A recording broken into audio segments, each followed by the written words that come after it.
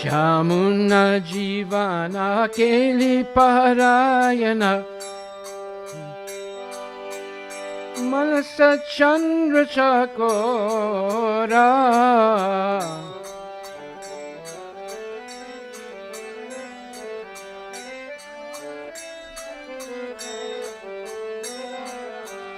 Namasudara Sagao Krishna Jasa Rakovachana Mama Mora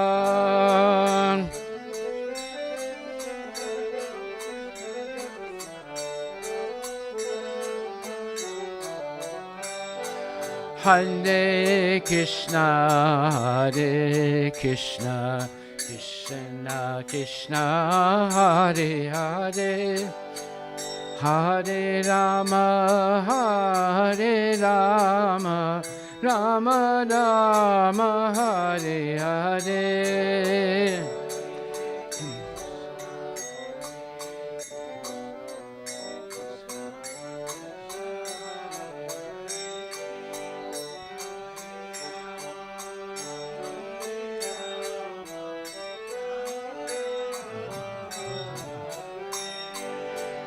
Hare Krishna, Hare Krishna, Krishna Krishna, Hare Hare, Hare Rama, Hare Rama, Rama Rama, Hare Hare.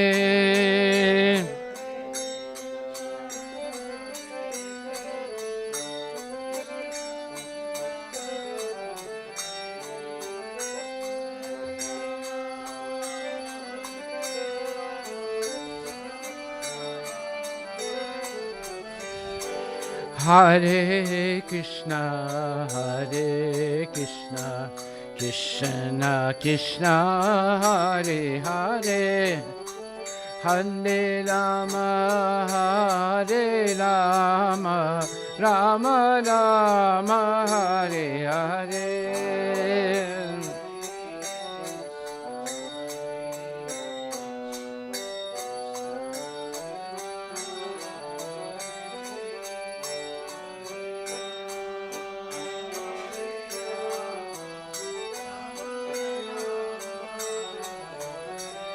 Hare Krishna, Hare Krishna, Krishna Krishna, Hare Hare, Hare Rama, Hare Rama, Rama Rama, Hare Hare, Hare Krishna, Hare Krishna, Krishna Krishna, Hare Hare, Hare Rama, Hare Rama, Rama Rama, Hare Hare, Hare Krishna, Hare Krishna, Krishna Krishna, Hare Hare, Hare Rama, Hare Rama, Rama Rama, Hare Hare, Bolo.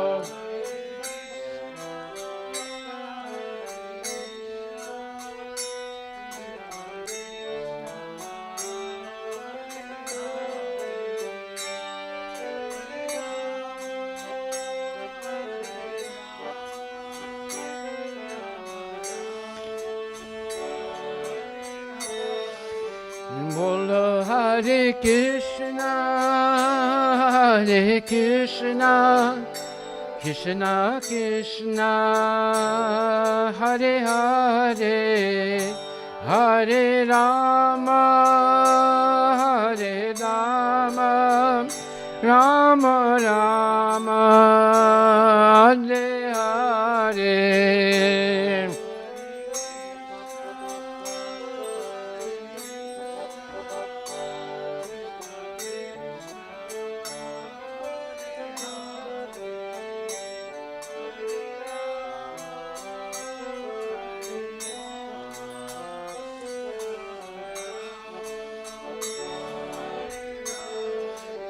Nitai Gora Hari Bol, Hari Bol, Gora Hari Bol, Nitai Gora Hari Bol, Nitai Gora Hari Bol, Hari Bol, Hari Bol, Nitai Gora Hari Bol.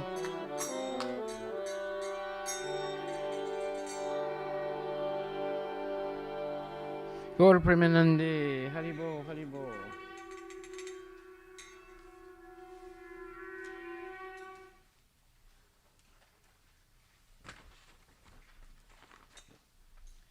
So we'll have our Arati ceremony now. Can you put the words on the screen, please?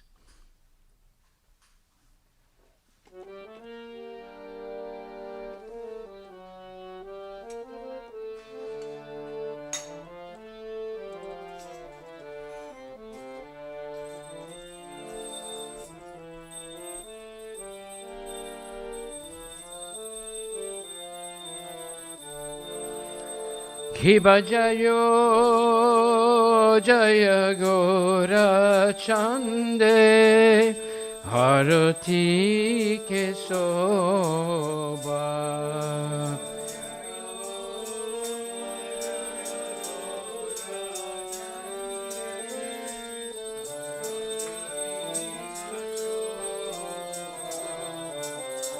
Jana Vitatavane Jagajana Manaloba Jana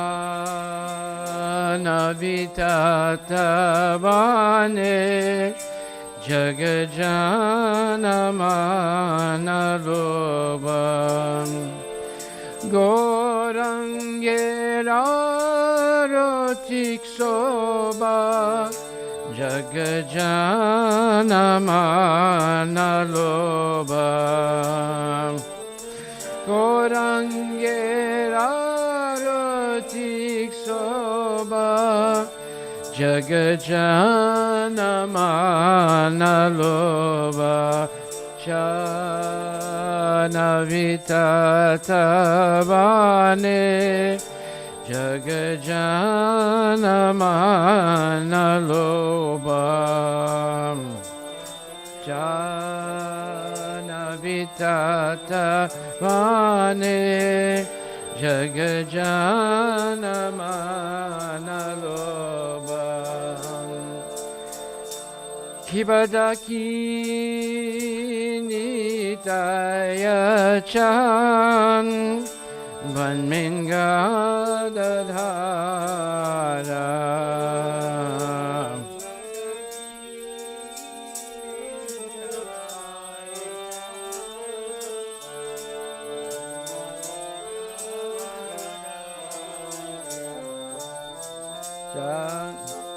Nikate Advaita Shini Vasachachadara Nikate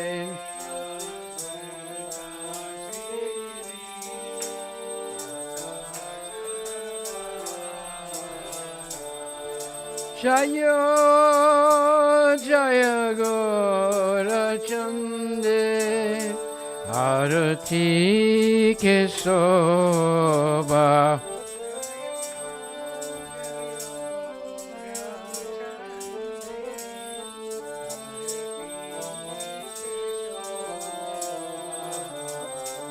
Jana Vitatavane Jagajana Manaloba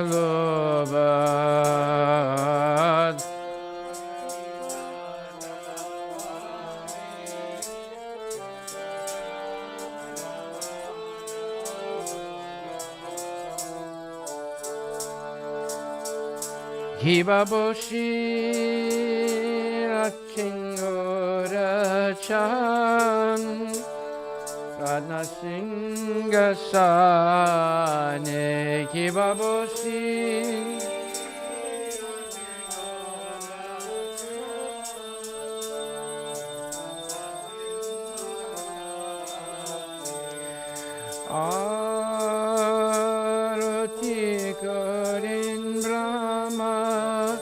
Adi Deva Gane Arati Korin Brahma Adi Deva Gane Kibanarari Adi Kori Chamaradulaya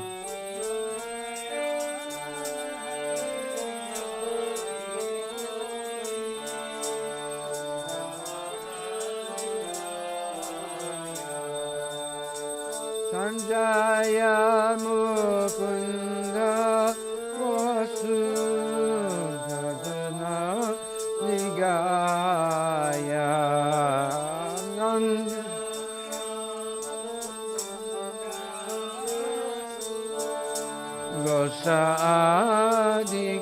Gosadigaya Shankya Bhaje Ganta Bhaje Bhaje Bhaje Karatala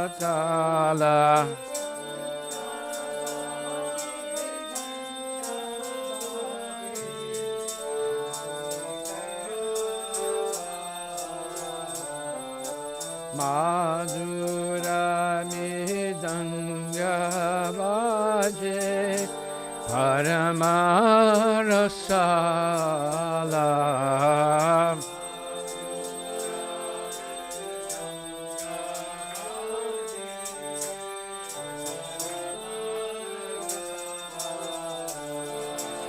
Madhur, Madhur, Madhur Bhaje Maramarasala Madhur, Madhur, Madhur Bhaje Maramarasala Hare Krishna, Krishna Krishna, Hare Hare, Hare Ram, Ram Rama, Hare Hare, Hare Krishna.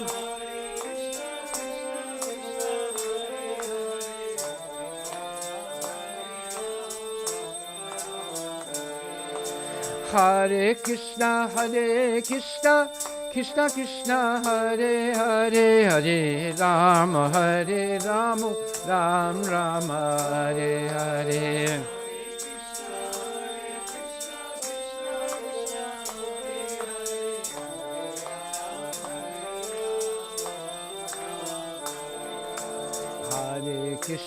Hare Krishna, Krishna Krishna, Hare Hare, Hare Ram, Ram Rama, Hare Hare.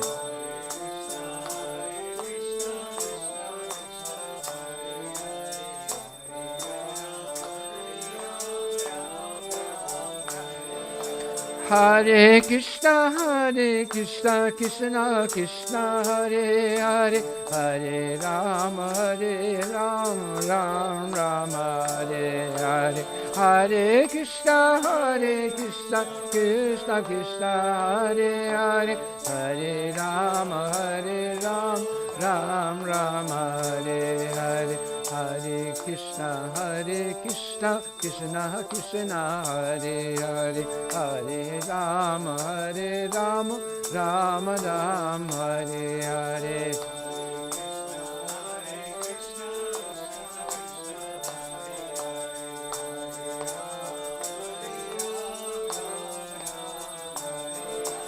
Hare Krishna, Krishna Krishna, Hare Hare, Hare Ram, Ram Rama, Hare Hare, Hare.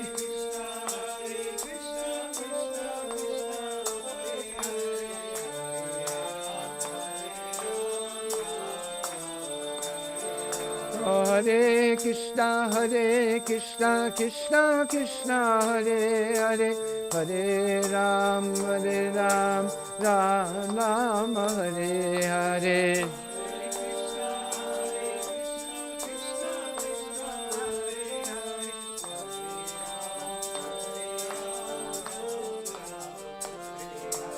Hare Krishna, Krishna Krishna, Hare Hare, Hare Rama, Rama Rama, Hare Hare.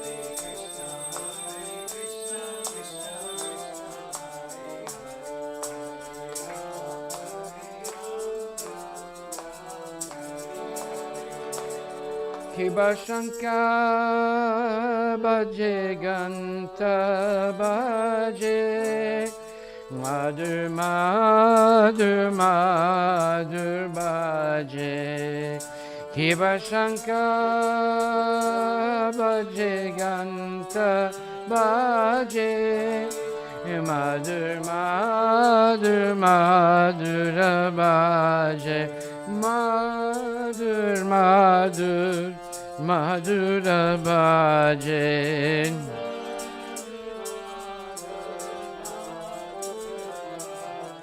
Madhur Madhur Madhura Bhajan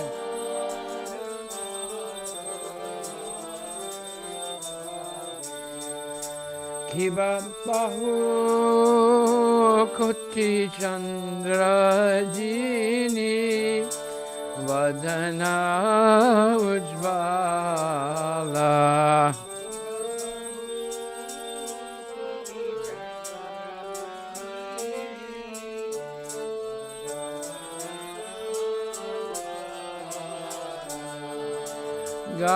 Gala Desevala Korijala Mala Gala Desebana Mala Korijala Mala Hare Krishna Krishna Krishna Hare Hare Hare Ram Ram Rama Hare Hare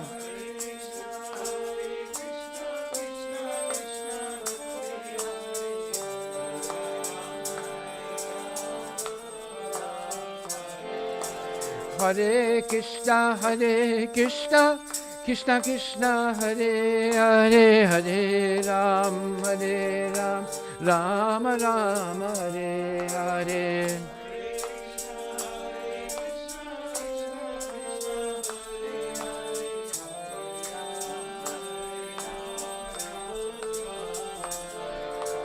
Hare Krishna Krishna Krishna Hare Hare Hare Ram Rama Hare Hare Hare Krishna Krishna Krishna Hare Hare Hare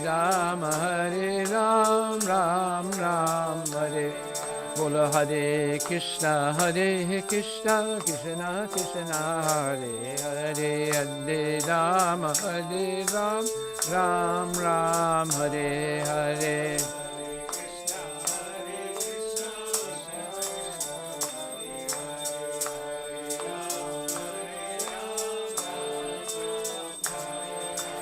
Hare Krishna Krishna Krishna Hare Hare Hare Ram Ram Hare Hare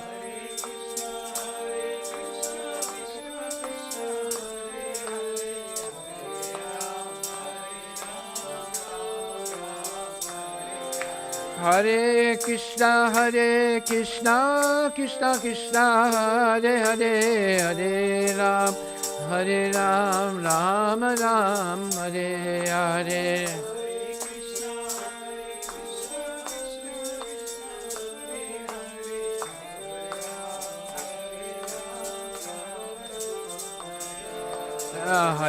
Krishna Krishna Krishna Hare Hare Hare Ram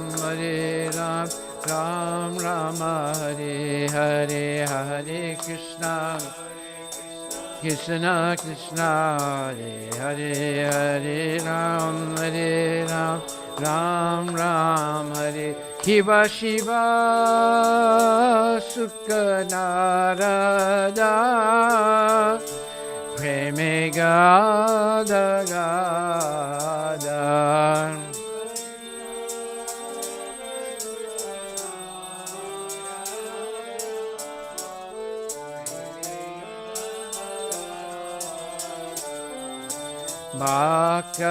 Bhakti Vinoda Deke Gorara Sampada.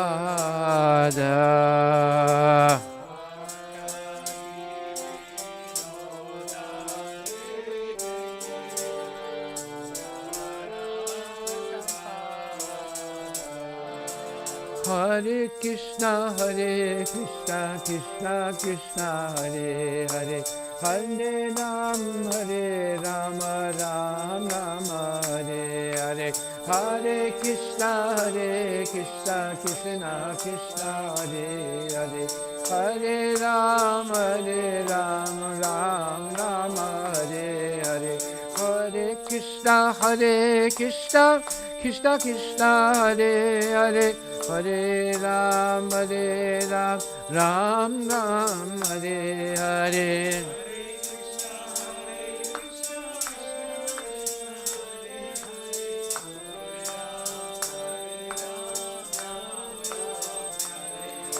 Hare Krishna, Krishna Krishna, Hare Hare, Hare Ram, Ram Ram, Hare Hare, Hare Krishna, Krishna Hare Hare, Hare Ram, Ram Hare Hare, Hare Krishna, Krishna Krishna Hare Hare, Hare Rama, Rama Rama, Hare Hare, Hare Krishna, Krishna Krishna,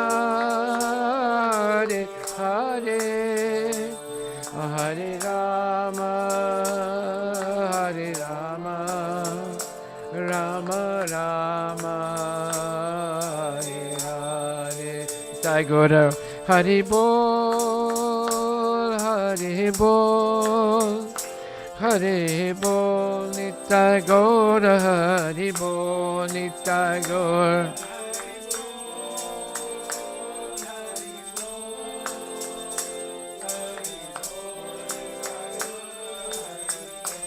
Nitai Gaura Hari Bol,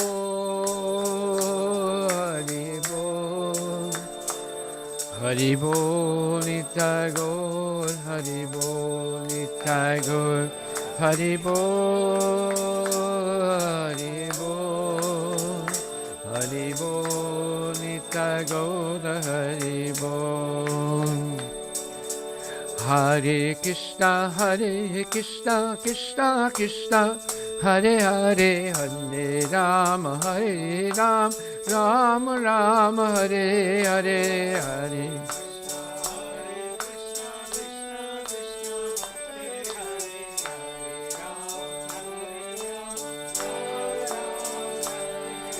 Hare Hare Krishna, Krishna Krishna, Hare Hare, Hare Rama, Rama Rama, Hare Hare,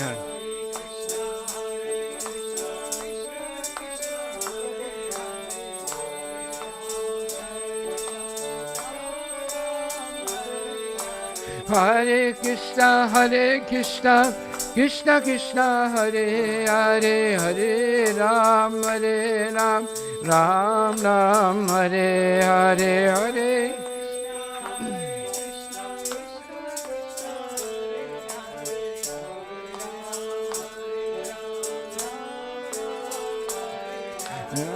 Hare Hare Krishna, Krishna Krishna, Hare Hare, Hare Ram, Ram Ram, Hare Hare.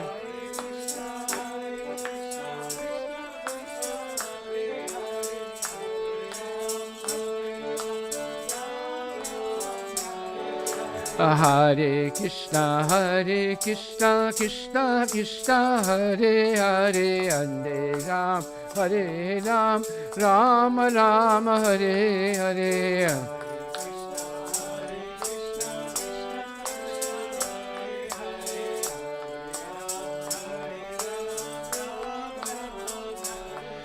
Hare Krishna, Krishna Krishna, Hare Hare, Hare Ram, Ram Ram, Hare Hare.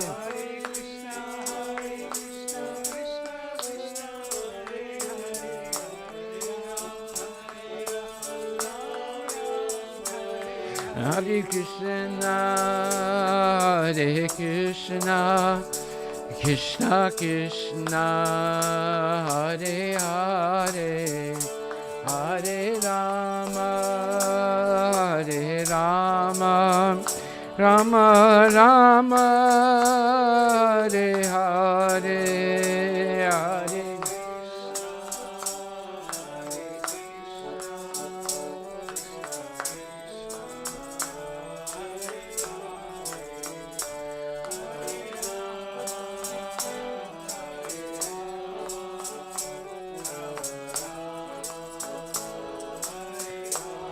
Nitai Gaura Premanandi Ki Jai.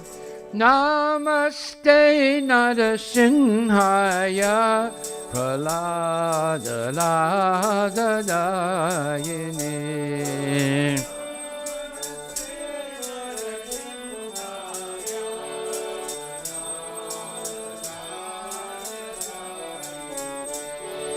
Namaste Narasimhaya Pralada Lada Dayini.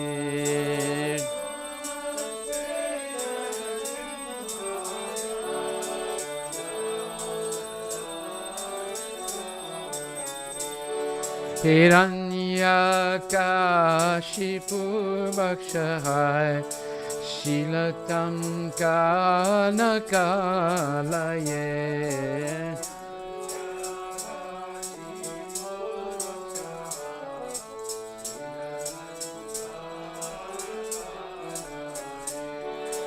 Ito Nishinga Parato Nishingo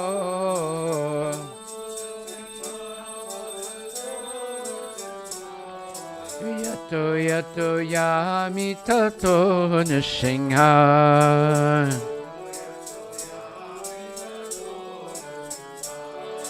Pahin Nishinga Yudaye Nishinga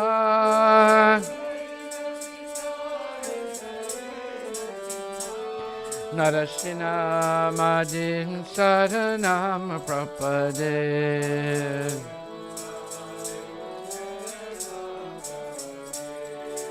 Tavakara Kamala Bare Nakam Adbhuta Singham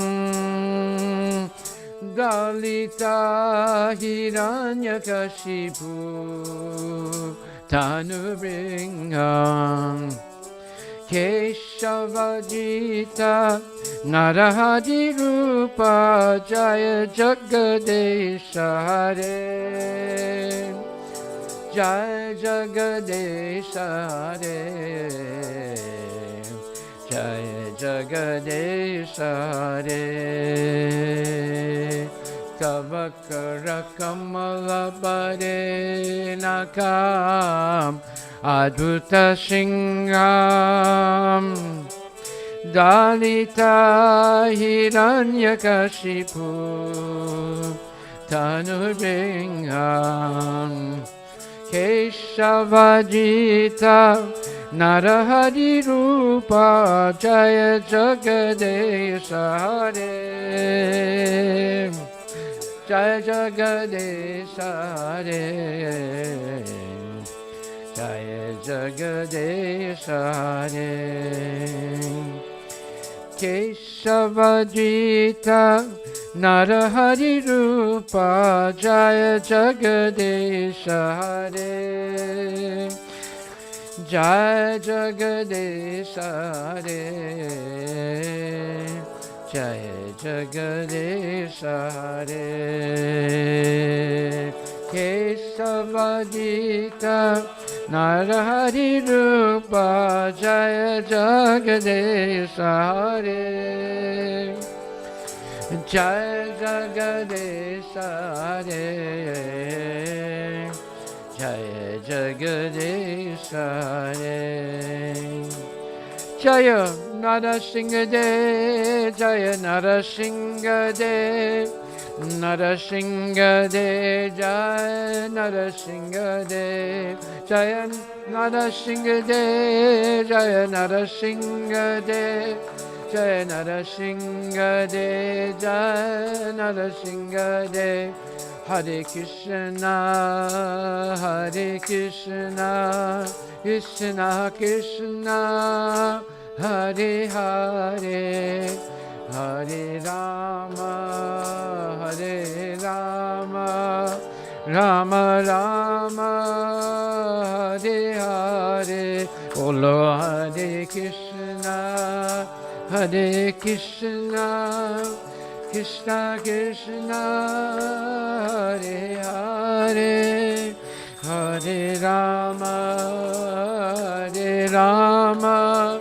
Rama Rama Hare Hare Hare Krishna Hare Krishna Krishna Krishna Hare Hare Hare Rama Hare Rama Rama Rama Hare Hare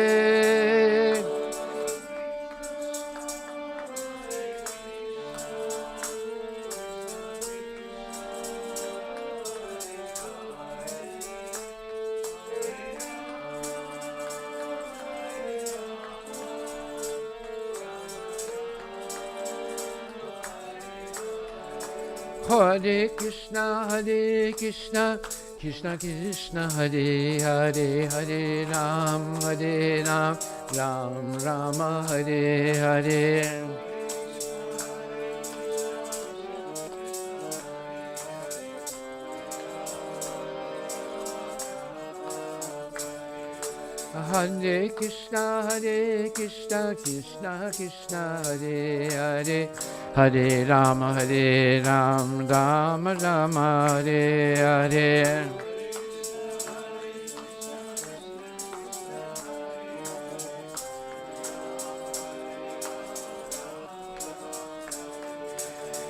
Hare Krishna Krishna Krishna Hare Hare Hare Ram Ram Rama Hare Hare Hare Krishna Krishna Krishna Hare Hare Hare Ram Ram Rama Hare Hare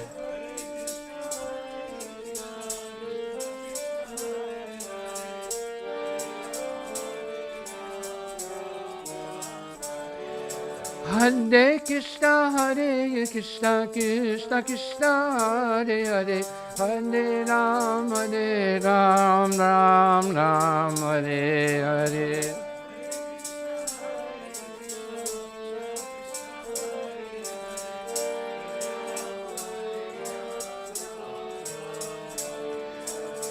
Hare Krishna Krishna Krishna Hare Hare Hare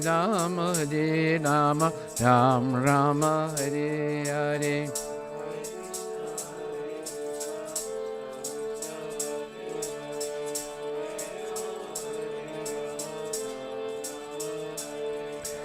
Hare Krishna Krishna Krishna Hare Hare Hare Ram Ram Hare Hare Hare Krishna Krishna Krishna Hare Hare Hare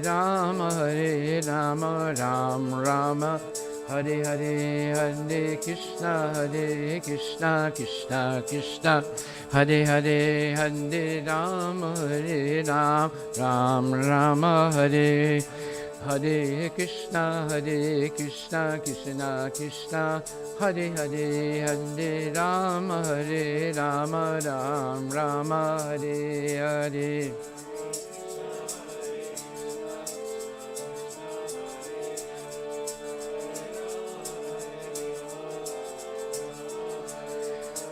Hare Krishna, Krishna Krishna, Hare Hare, Hare Ram, Ram Hare Hare, Hare Krishna, Krishna Krishna, Hare Hare, Hare Ram, Ram Rama, Hare Hare, Hare Krishna, Krishna Krishna, Hare Hare, Hare Rama, Ram Rama, Hare Hare.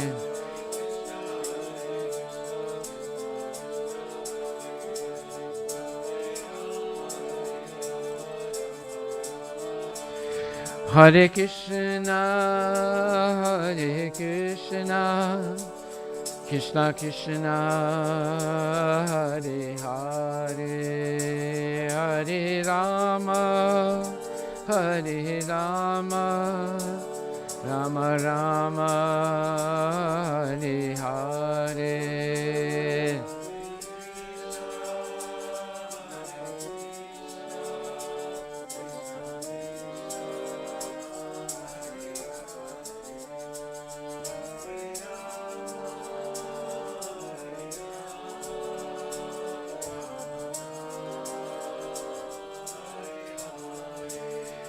Hare Krishna, Krishna Krishna, Hare Hare, Hare Rama, Rama Rama, Hare Hare, Hare.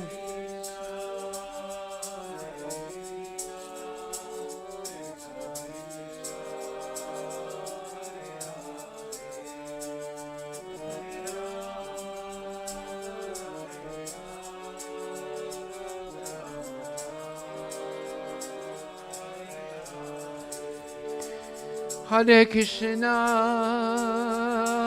Krishna, Krishna Krishna, Hare Hare, Hare Rama, Rama Rama, Hare Hare, Hare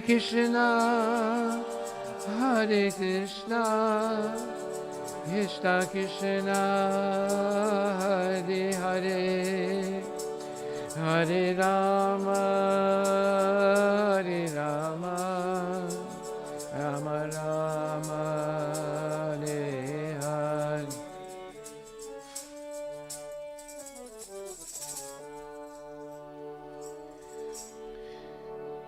Om Namo Bhagavate Vasudevaya.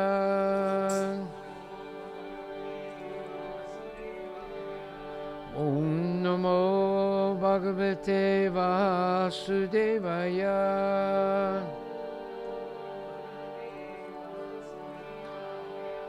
Om Namo Bhagavate Vasudevaya.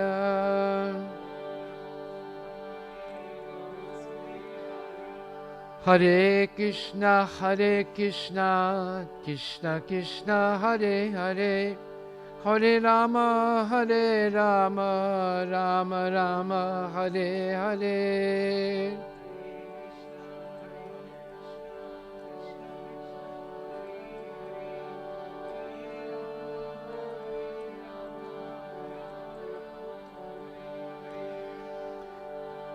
Shri Upanishad Ki Jai. Gaur Premanande Haribo.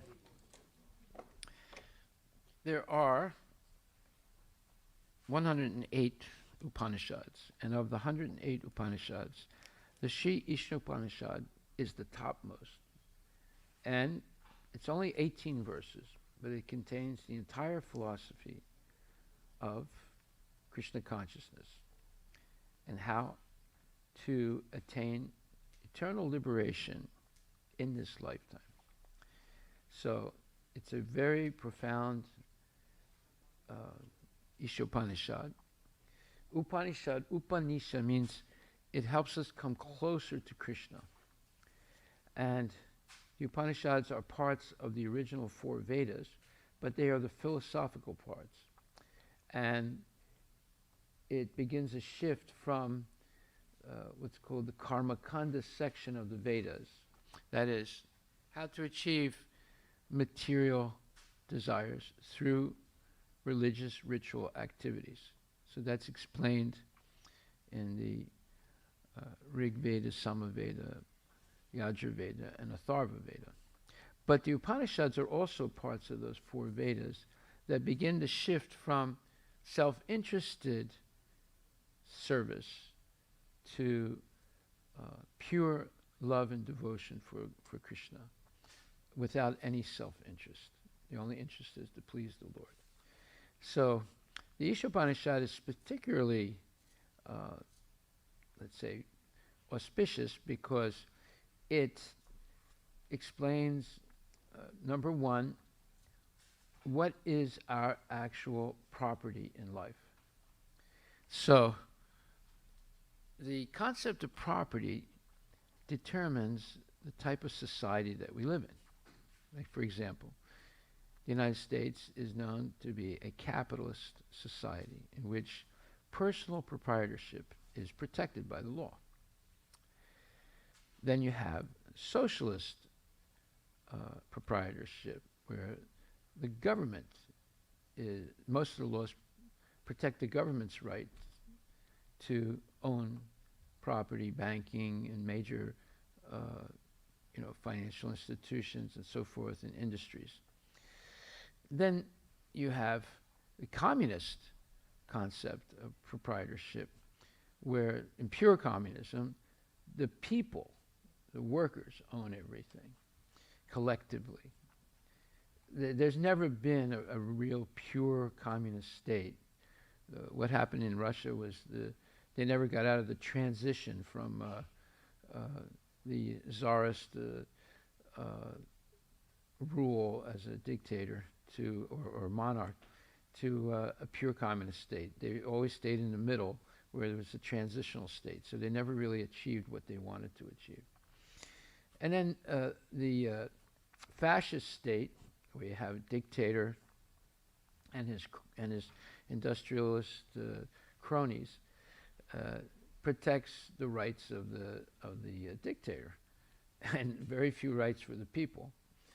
And then you have the monarchy, in which the king and the nobles the laws protect their proprietorship, and everybody else basically works for them, and they have very minimal ownership.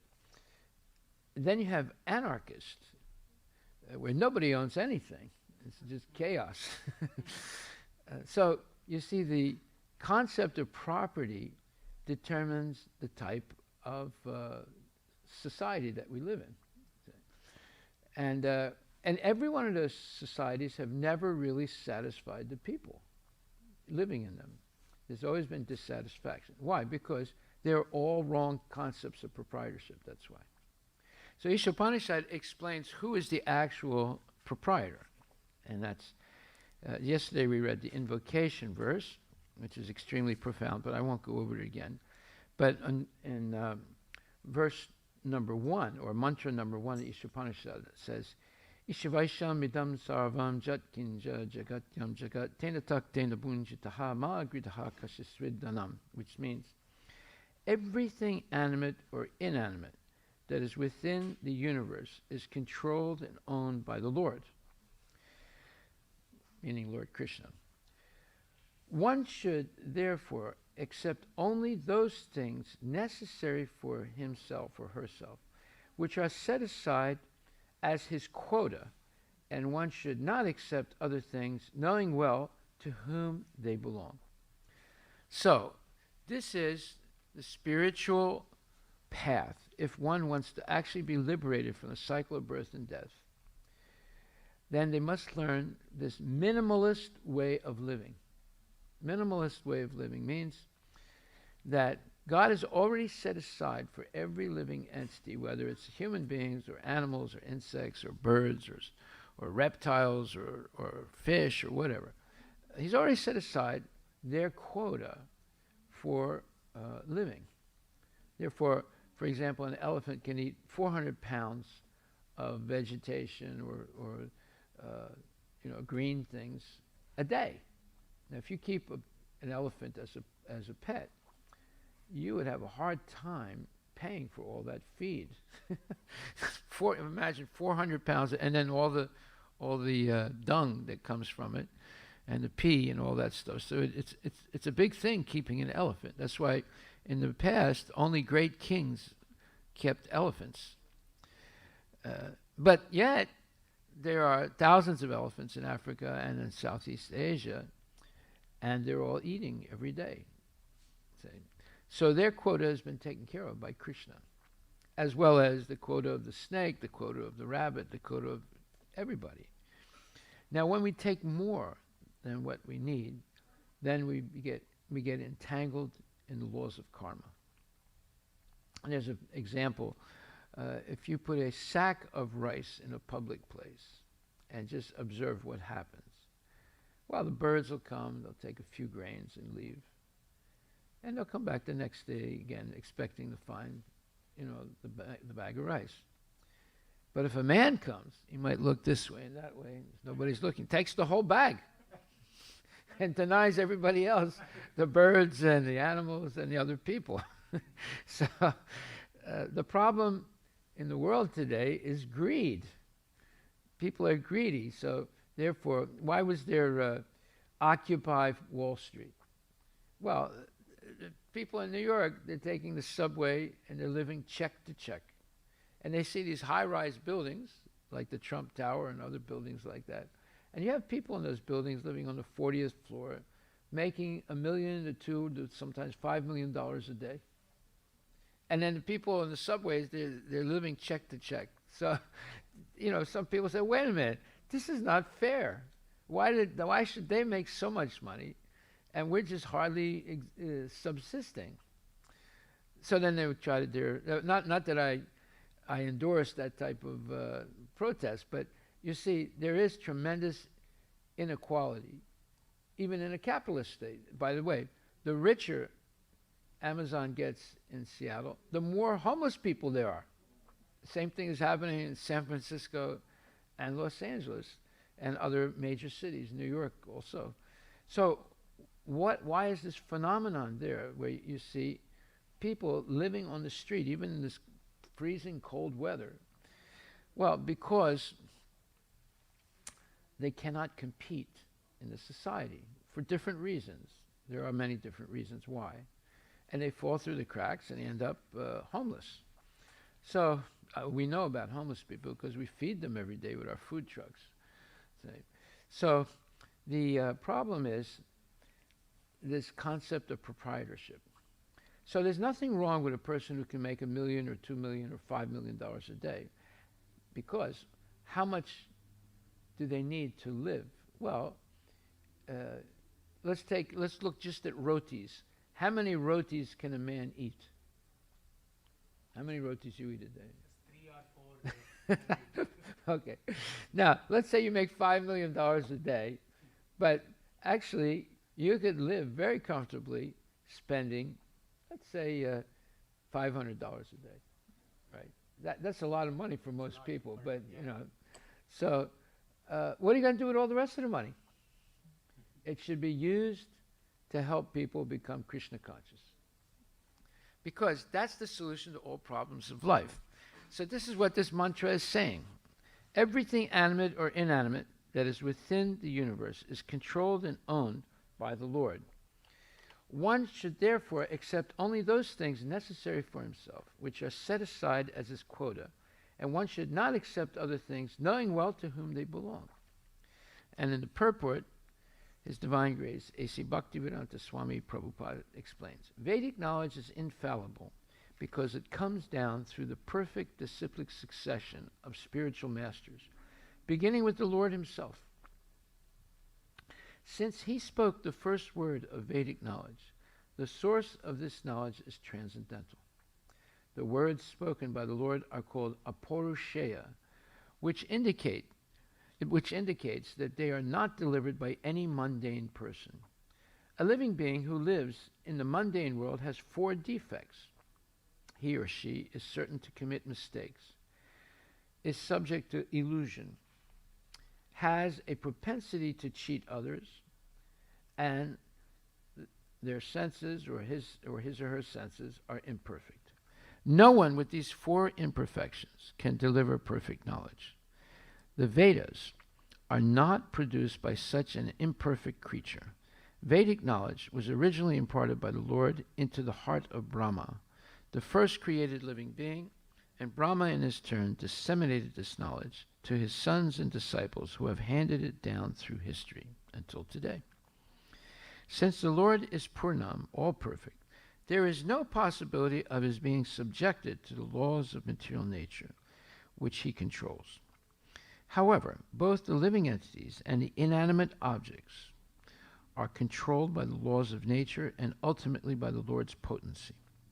This Isopanishad is part of the Yajurveda, and consequently it contains information concerning the proprietorship of all things existing within the universe. The Lord's proprietorship over everything within the universe is confirmed in the 7th chapter of the Bhagavad Gita, 7.4 and 5, 7th chapter, 4th and 5th verse, where para and apara prakriti are discussed. The elements of nature, earth, water, fire, air, ether, mind, intelligence, and ego, all belong to the Lord's inferior material energy, apara prakriti, whereas the living being, the organic energy, is his superior energy, or para prakriti, meaning the soul. Both of these prakritis, or energies, are emanations from the Lord, and ultimately he is the controller of everything that exists. There is nothing in the universe that does not belong either to the para or apara prakriti. So para prakriti means what is, it's the energy that produces work. So there's para, superior energy, and there's inferior energy. The inferior energy is the material nature, earth, water, fire, air, ether, mind, intelligence, false ego. And the superior energy are the living entities. And there are 8,400,000 species of living entities. And of those species, there are very few that are civilized. So there's 400,000 types of human species. Now, this number is a very large number, 8,400,000. All the zoologists and all the biologists and all these people, they haven't found more than about 1.5 million species, right? So how does it get 8,400,000? Because it counts all the species in the universe. That's why, right? Okay, so the superior living entities, the para prakriti, who have eternal souls, and then the material energy that is basically dead matter.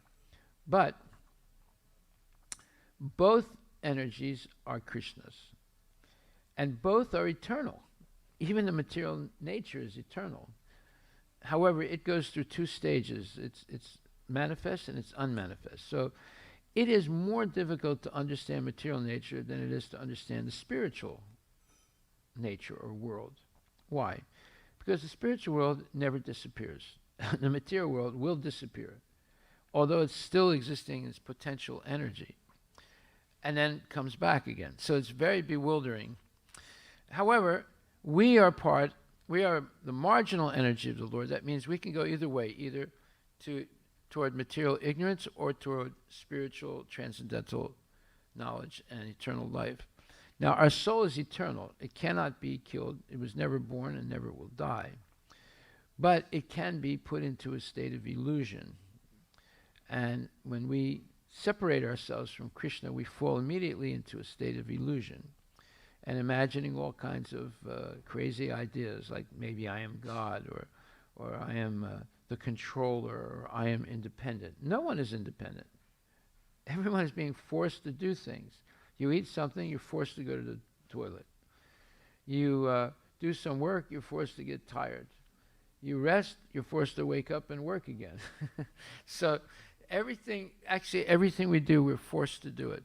Although we claim that we're independent. So all these types of illusory concepts that we have keep us entangled in laws of nature, entangled by the laws of nature, which are very complicated laws, but the four major laws of nature are birth, old age, disease, and death. And then there are other laws of nature that have to be taken into account, such as if a person engages in sense gratification, it will always be followed by misery. Now, most people say, what? I don't accept that. I'm a happy person. But over a lifetime, everyone would agree that there's a mixed bag of happiness and mostly a lot of anxiety and distress. Right? So, Isha Upanishad continues. Both of these prakritis, or energies, are emanations from the Lord, and ultimately he is the controller of everything that exists. There is nothing in the universe that does not belong either to the para or apara prakriti. Therefore, everything is the property of the Supreme Being. Because both of these energies, the living entities and the material nature, have come from Krishna, and he's the controller of both. Now, even though everything is controlled by Krishna, living entities like us have limited free will. What is it limited to? Well, two decisions in life. Either I accept Krishna's instructions and follow them, or I reject them. We can do either way, and Krishna will not stop us. So, anyone in the material world did at one time reject Krishna's instructions and living with Krishna, and they are put in the material world where we are now with a material body that's different than our soul and always changing. And the soul is the witness of all these changes. And as long as we're enamored by the desire to dominate and enjoy and exploit material nature and people, we remain, by the laws of material nature, entangled and prisoner to the repeated birth, death, old age, and disease. And repeated life after life. Because our soul is eternal, we could remain eternally in the material world and suffer birth, death, old age, and disease in the different 8,400,000 species. And it's a fact, to come to the human form of life and be civilized, because out of the 400,000 human forms, most of them are not civilized. So what is a civilized human being? It's a human being that follows regulative principles.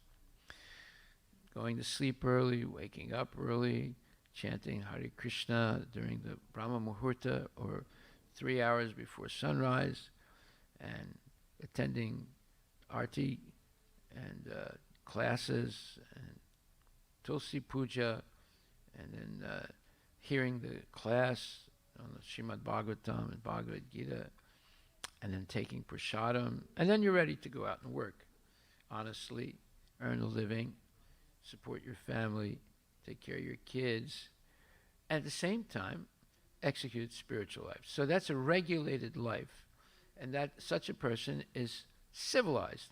And the uncivilized people are not regulated. They just live by whims and will-o'-the-wisp fantasies, and they imagine themselves to be controllers and independent and so forth.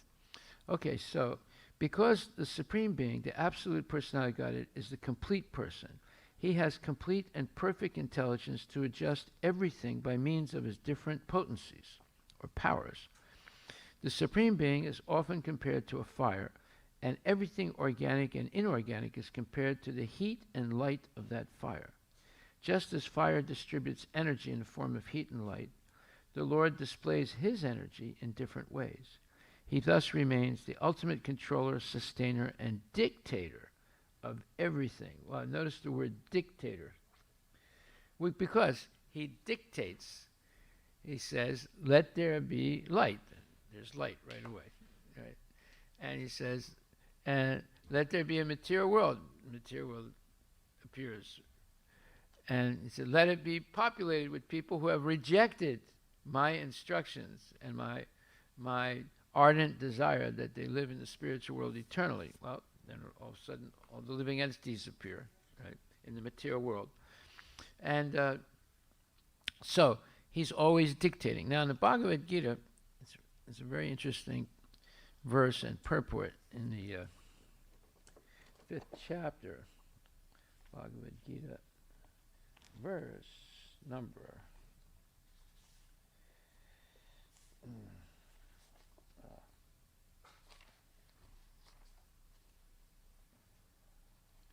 Okay, so verse number 5.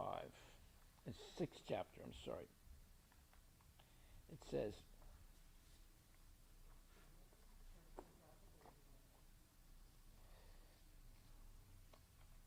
for him who has conquered the mind is the best of friends. But for one who has failed to do so, his mind will remain the greatest enemy. And in the purport, Srila Prabhupada, Bhaktivedanta Swami Srila Prabhupada writes, the purport of practicing eightfold yoga is to control the mind in order to make it a friend in discharging the human mission.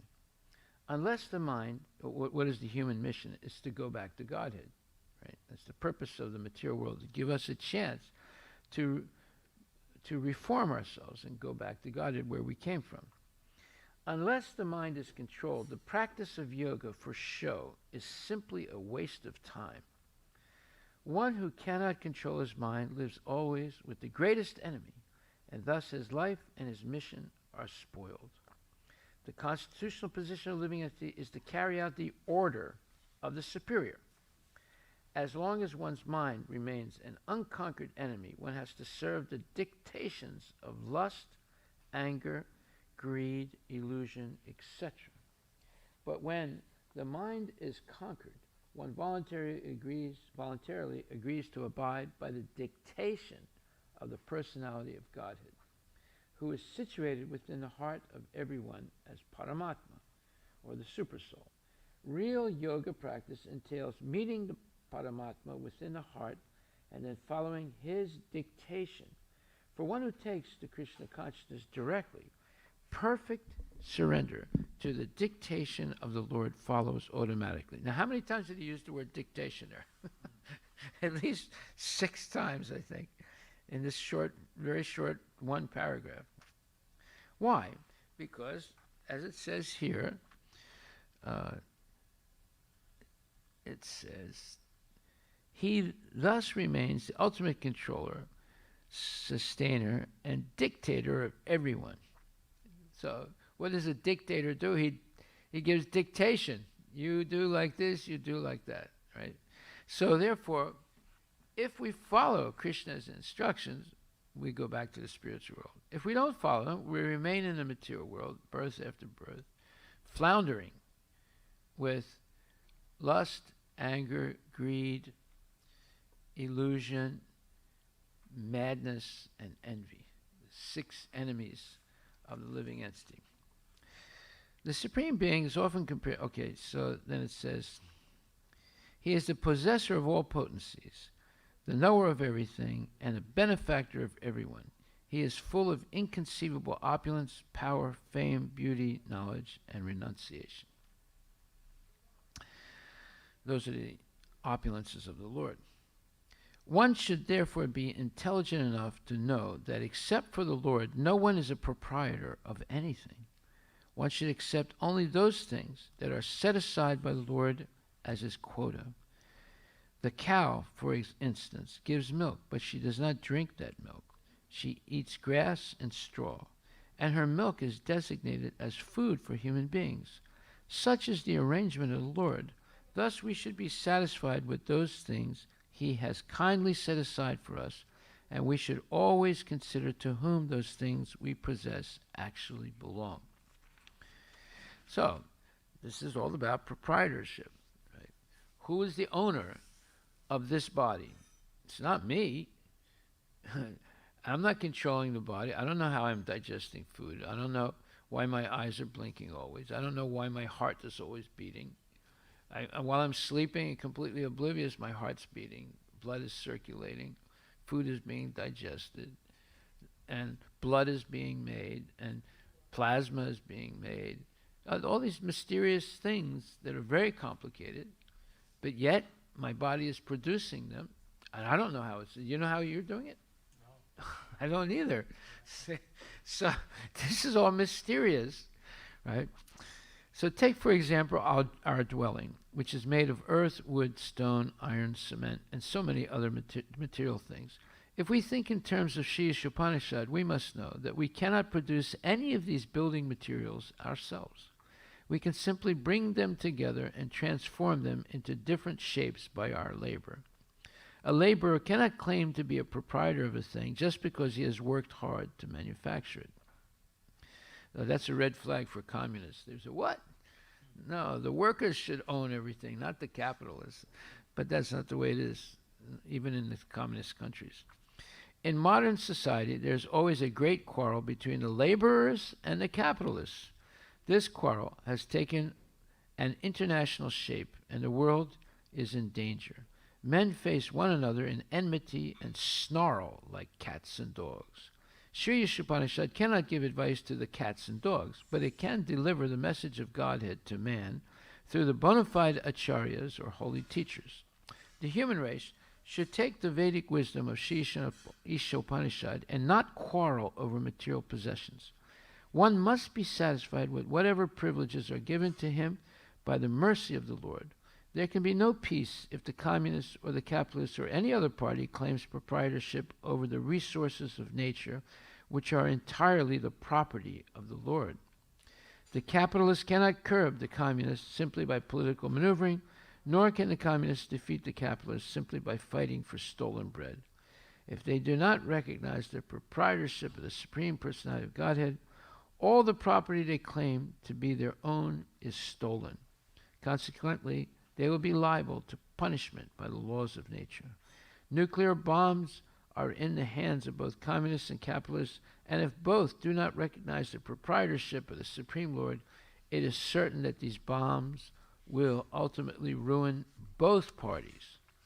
Thus, in order to save themselves and bring peace to the world, both parties must follow the instructions of Sri Upanishad. So what is this instruction? It is minimalist living.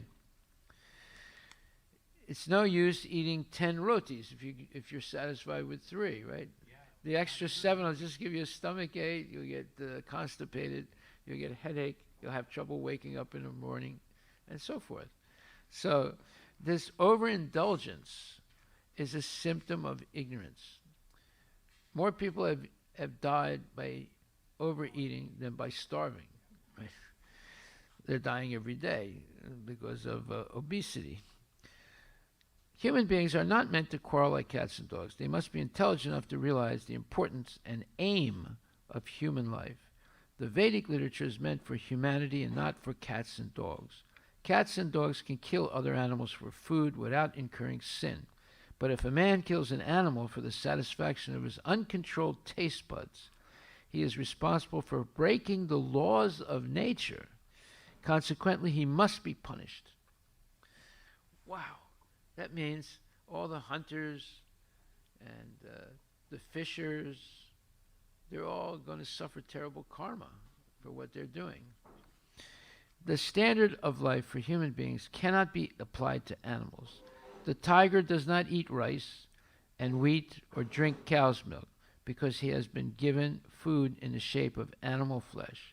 Among the many animals and birds, some are vegetarian and others are carnivorous, but none of them transgress the laws of nature, which have been ordained by the will of the Lord. Animals, birds, reptiles, and other lower life forms strictly adhere to the laws of nature. Therefore, there is no question of sin for them, nor are the Vedic instructions meant for them. Human life alone is a life of responsibility. It is wrong, however, to think that simply by becoming a vegetarian, one can avoid transgressing the laws of nature. Vegetables also have life, and while it is nature's law that one living being is meant to feed on another, for human beings the point is to recognize the Supreme Lord. Thus, One should not be proud of being a strict vegetarian. Animals do not have developed consciousness by which to recognize the Lord, but a human being is sufficiently intelligent to take lessons from the Vedic literature and thereby know how the laws of nature are working and derive profit out of such knowledge. If a man neglects the instructions of the Vedic literature, his life becomes very risky. A human being is therefore required to recognize the authority of the Supreme Lord and become his devotee. He must offer everything for the Lord's service and partake only of the remnants of food offered to the Lord. This will enable him to discharge his duty properly. In the Bhagavad Gita 9:26, the Lord directly states that he accepts vegetarian food from the hands of a pure devotee. Therefore, a human being should not only become a strict vegetarian, but should also become a devotee of the Lord, offer the Lord all his food, and then partake of such prasadam, or the mercy of the Lord. Only those who act in this way can properly discharge the duties of human life. Those who do not offer their food to the Lord eat nothing but sin and subject themselves to various types of distress, which are the results of sin. And this is a reference from the Bhagavad Gita, 3rd chapter, 13th verse. The root of sin is deliberate disobedience of the laws of nature through disregarding the proprietorship of the Lord. So that should be a motto, or a big wisdom quote. That is, the root of sin is deliberate disobedience of the laws of nature through disregarding the proprietorship of the Lord. So in other words, everything belongs to Krishna. Therefore, everything should be used in the service of Krishna. Then we can go back to Godhead in this lifetime and be free of the cycle of birth, death, old age, and disease. Why are these things happening to us? Birth, and then disease, and old age, and death. Because we are prisoners, and it's a message to us. You have done something, or we have done something wrong, because none of these things are enjoyable. Birth is not enjoyable, disease is not enjoyable, old age is not desirable, and death is not desirable. So therefore, these things are forced on us, and many other things are forced on us too. Therefore, we should ask this question: why is this happening? It's a message from God that we have made a mistake.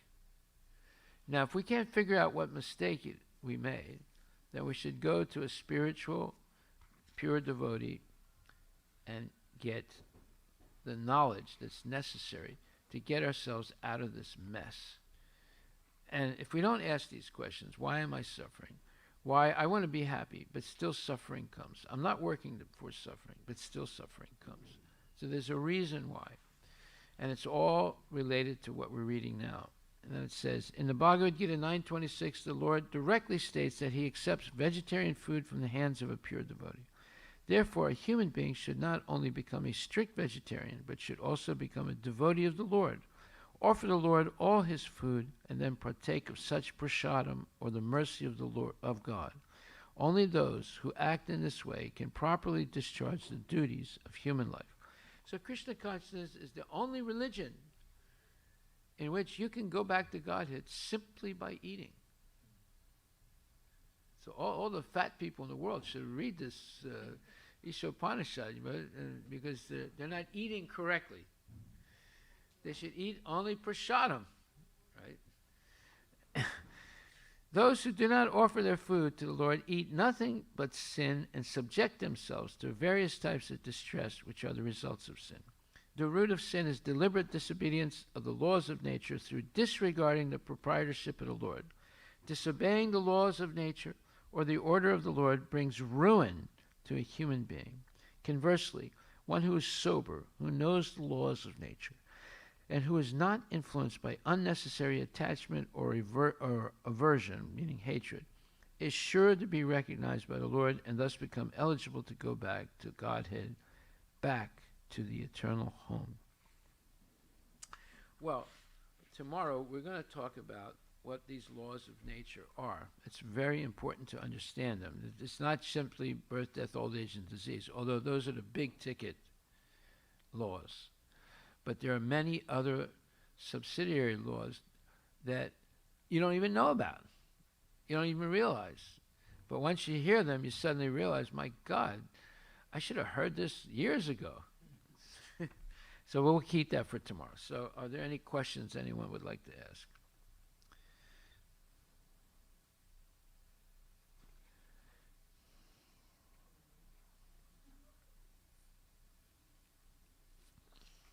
Any questions? No questions? Prabhu, ask a question.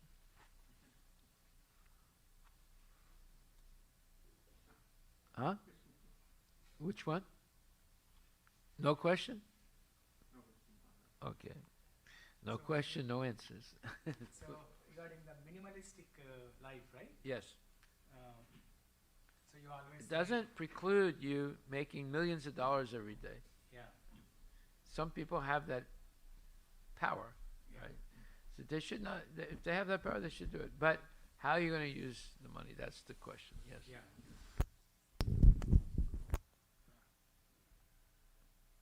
You can speak into the microphone.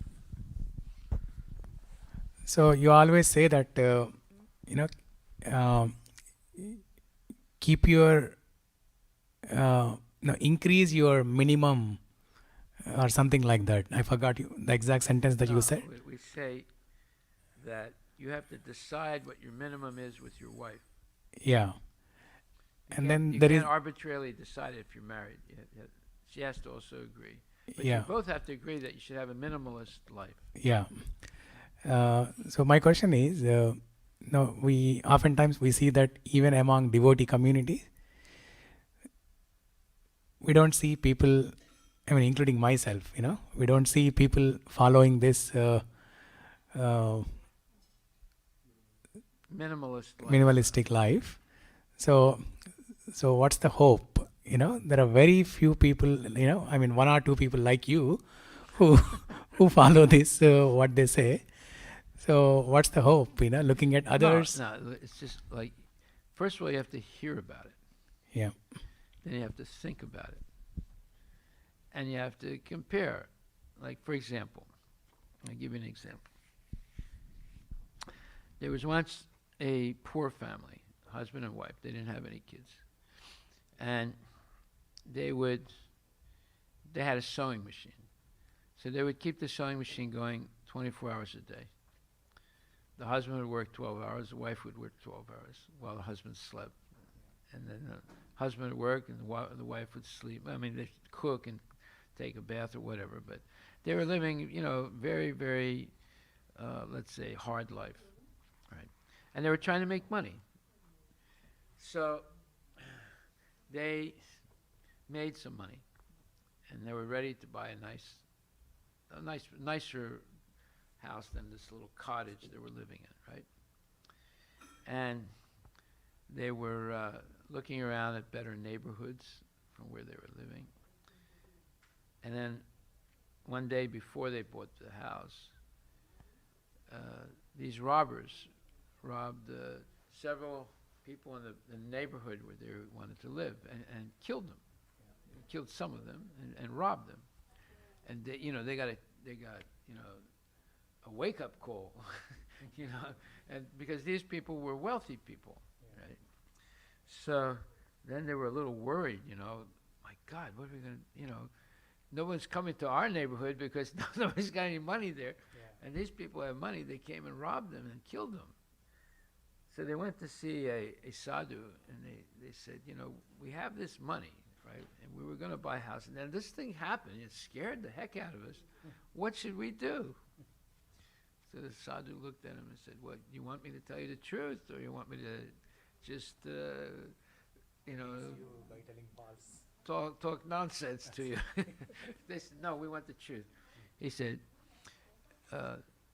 I need that money because there are now those families have been killed, and they're orphans, and there are other orphans, a lot of poor families also.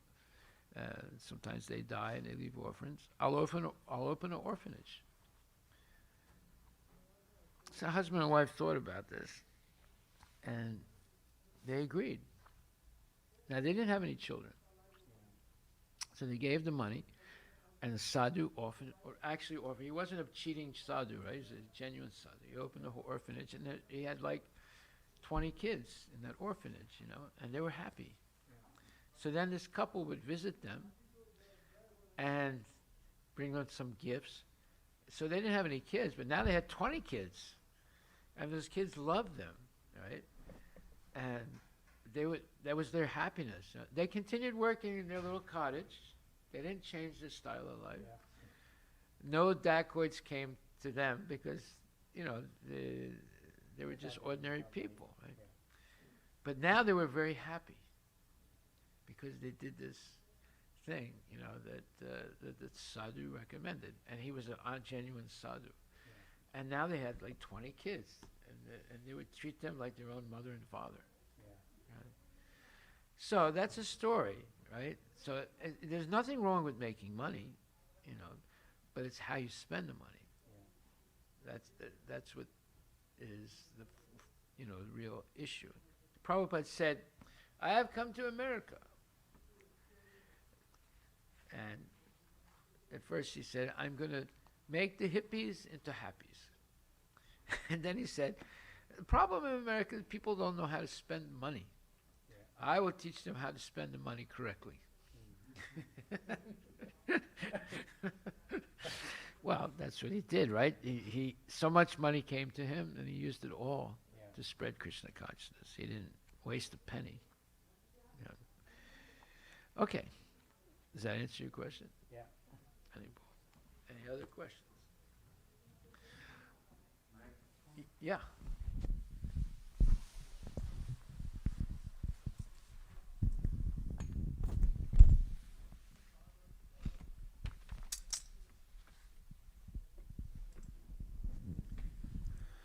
I missed part of the class, so I hope I'm not over questioning part of that. But the translation says, or I was talking about, one should therefore accept only things necessary for himself, which is set aside for his quota. Did you give any advice or have any advice for those of us who have things that we know we don't need but have a hard time giving up? Well, how do you know you don't need it? In this process, I sometimes find myself slightly addicted to gadgets. That's how I grew up as a kid. I spent a lot of time on them. I'm switching over now, but it's still a process. Well, can you use those gadgets in Krishna's service? Yeah, I do that almost 100% of the time. Every once in a while, I just want to like look at a news article and just kind of see what's out there, and then kind of go, yeah, I didn't really need to know that. No, but kind of you're move saying on. gadgets. What kind of gadgets? Oh, like cars or I don't know, fishing pole. I guess gadgets is not so much the right word. I have a laptop for work, and I have 2 cell phones, my personal and a work phone. And then at work I have a radio, and then like all these things are always around me. So I have a lot of clicky, buttony things. But do you own them? No, Okay, I own one phone, but Do almost everything else I but don't. you use them for your work, right? Yeah. All right. So like, No, and look, you're working, so the question is, how are you using the money that you get? But you're Yeah. a very generous person. You're using most of your money for the temple. yeah, So, see, that is tapasya. That is an austerity. Because money is blood, right? So people don't like to give their blood. So, you know, you are giving your blood. So you're doing the right thing. But you have a place to stay, you have prasadam, yeah, and you know, you're not lavish in your spending. You're living a very simple life, right? So simple living, high thinking. The more things you have, the more troubles you have, because they have to be maintained. They break down, you know, like you lose a pair of glasses, and it's going to take you like 2 or 3 weeks to get another pair of glasses. Car, something goes wrong with the car, you got to get it repaired, right? Then you might have something go wrong with your body. That's another problem. That's a gadget too, right? The body. So you see, there's always this maintenance issue. So the less things you have, the less maintenance there is. Right? And the more time there is to chant and attend classes and read, go out on Sankirtan, go out on the food truck. And so the less clutter you have of gadgets and things and unnecessary responsibilities, the more freedom you have to pursue spiritual life. Right? It makes sense. And that's what Prabhupada wants. He wanted us to have actually class 3 times a day. That was his plan. That we focus on, and look at all the literature that he wrote, right? So he wants us to assimilate this knowledge and then put it into action through preaching and helping many other people assimilate this knowledge. So if you dedicate your life to doing that, as it says here in the 18th chapter,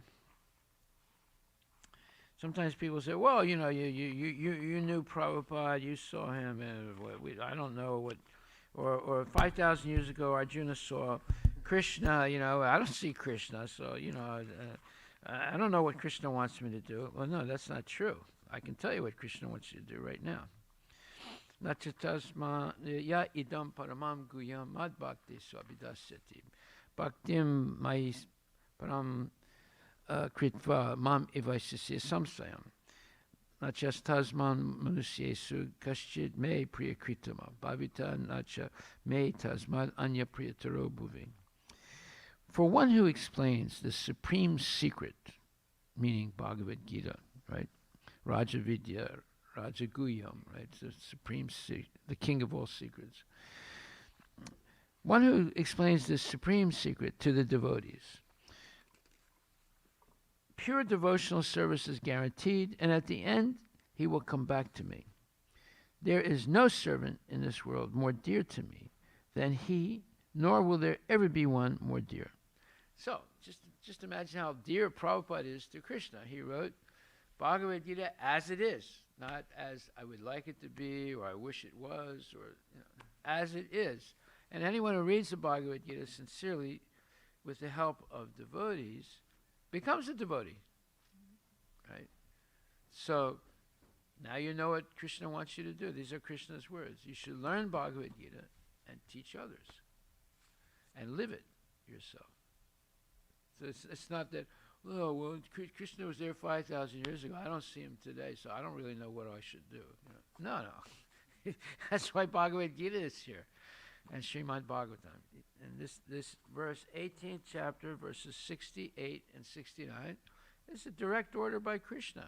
You want him to be your best friend and best well-wisher. Learn Bhagavad Gita as it is, and teach others. And live it also. There has to be a living example of it too. Okay? Then Krishna will be your best friend, and he will protect you, and he'll reveal himself to you. The more you surrender to him, the more he reveals to you himself. And then there's this wonderful quote that says,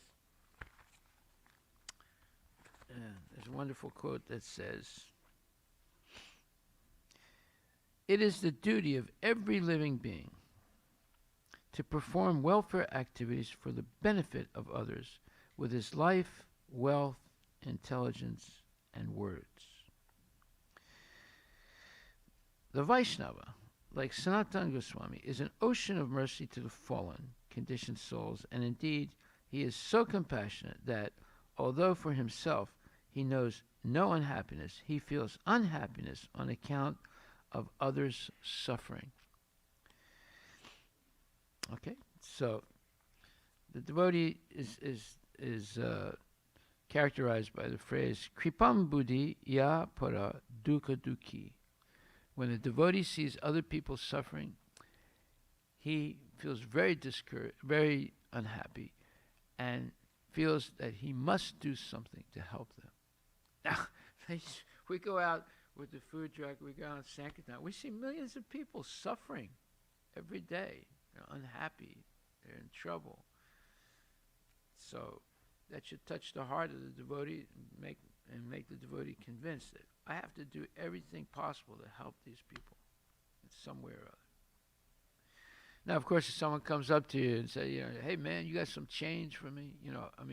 What's he going to do with that change, right? If he's going to go out and buy some beer or buy some marijuana, it's not a good thing. That's why we have to have things to give people all the time, like literature and prasadam and friendship, right? And those people that are serious, training, So, therefore, a devotee is kripam buddhi, is full of compassion for those who are suffering, and therefore he'll do whatever he can to help them. But help is not simply, like someone standing on the corner, with a sign, Vietnam vet, anything helps, God bless. So, someone gives him $5. He says, oh, thank you very much. But, what's he going to do with that $5? Is he going to buy drugs? Is he going to eat meat? Is he going to buy some beer? So you get 1/6 of the karma if he does that. But rather, you give them prasadam. They might have questions about life. You can answer from the Bhagavad Gita. And myself also, I've sometimes been able to convince them to join the temple and get trained in Krishna consciousness. That way they don't have a problem anymore. They live in the temple, they have a place to stay, regular prasadam, a lot of good activity, education, right? Bhagavad Gita and Srimad Bhagavatam, and fun things to do, like going Sankirtan, chanting and dancing, and distributing burritos, as we do. So, therefore, Kripam Buddhi, the devotee, is an ocean of mercy. That's a good life. Any other questions? If we wanted to practice seva here at the temple, how could we organize to do that? Should we go online to the website and go text or call the numbers provided, or speak with? Well, there's a lot of different sevas that you can get involved in. We have our farm, which is very close to here, where you can serve the cows, you can grow vegetables, and you can also learn different techniques of no dig, no plow growing, and self-sufficiency techniques that we practice. Here in the temple, there's always a lot of service to do. There's in the kitchen. You can also go out with our food truck. You can go out on Sankirtan with us. And so there's a lot of, it's up to you what you want to do, what you don't want to do. So you just tell us what you would like to do, and then we'll see. So should I just go online and text the numbers there or email, and then we can organize further from there to see what exactly? You can just talk to me. You don't have to go online. You can just talk to me. Okay. Yeah. Any other questions? If not, then we'll stop right now so we can all wake up early to be here for Mangal Arati, which is different here than in other places. It starts at 5:30 rather than 4:30 to give everybody a chance to finish their rounds before Mangal Arati and come and chant for Krishna. Hari Bol. Thank you very much.